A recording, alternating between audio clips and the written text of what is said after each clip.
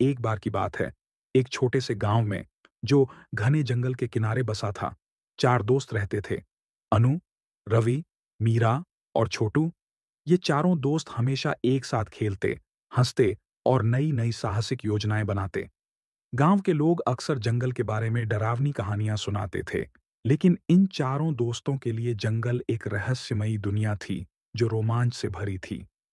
एक दिन गांव के सबसे बुजुर्ग व्यक्ति बाबा भैरवनाथ ने बच्चों को एक पुरानी किताब दिखाई।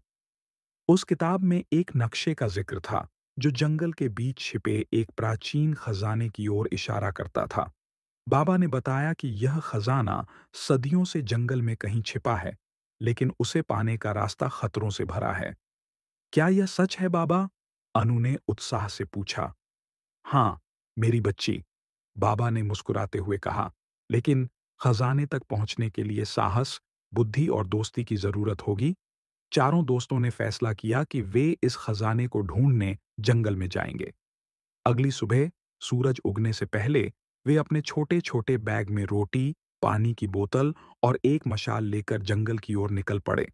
नक्शा पुराना और फटा हुआ था, लेकिन उसमें कुछ निशान और संकेत थे, जो रास्ता दिखाते थे। जंगल में कदम रखते ही हवा में एक अजीब सी ठंडक थी। पेड़ इतने घने थे कि सूरज की रोशनी भी जमीन तक मुश्किल से पहुंच पाती थी। रवि, जो सबसे नन्हा लेकिन सबसे नटखट था, ने कहा, "ये जंगल तो जादुई लगता है।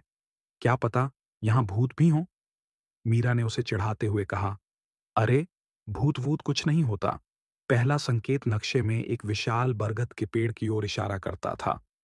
चारों दोस्त उस पेड़ तक पहुंचे, जो इतना बड़ा था कि उसकी जड़ें किसी किले की दीवारों जैसी लगती थीं। पेड़ के नीचे एक पुराना पत्थर था, जिस पर कुछ प्राचीन अक्षर लिखे थे। अनु, जो पढ़ने में तेज थी, ने अक्षरों को पढ़ने की कोशिश की। यह लिखा है, साहस का रास्ता चुनो, डर का नहीं। तभी पेड़ की जड़ों के बीच से एक गहरा गड्ढा दिखाई दिया। छोटू ने उत्साह में उसमें झांकने की कोशिश की, लेकिन अचानक एक जोरदार आवाज आई, जैसे कोई भारी चीज जमीन पर गिरी हो। दोस्त डर गए, लेकिन अनु ने कहा, "हमें डरना नहीं है।" वे गड्ढे में उतरे। अंदर एक लंबी अंधेरी सुरंग थी। मशाल की रोशनी में दीवारों पर चमकते हुए चित्र दिख रहे थे, जादुई जानवरों, उड़ते हुए पक्षियों और एक सुनहरे खजाने की तस्वीरें। सुरंग के अंत में एक बड़ा सा दरवाजा था, जिस पर एक पहेली लिखी थी, "मैं हूं वह जो रात में चमकता, दिन में छिप जाता, मेरे बिना नक्शा अधूरा, मुझे ढूंढो तो खजाना पूरा।" चारों दोस्त सोच में पड़ गए। "यह क्या हो सकता है?" मीरा ने कहा। रवि ने अचानक चिल्लाकर कहा, "तारा! यह तारा है। रात में चमकता है, दिन में छिप जाता है।" सबने उसकी बात मानी और दरवाजे पर एक तारे के आकार का छेद ढूंढा। छोटू ने अपनी जेब से एक चमकता हुआ पत्थर निकाला, जो उसने रास्ते में पाया था। उसने उसे छेद में फिट किया और दरवाजा खुल गया। दरवाजे के पीछे एक विशाल गुफा थी, जिसके बीच में एक सुनहरा संदूक चमक रहा था। दोस्तों की आंखें चमक उठीं।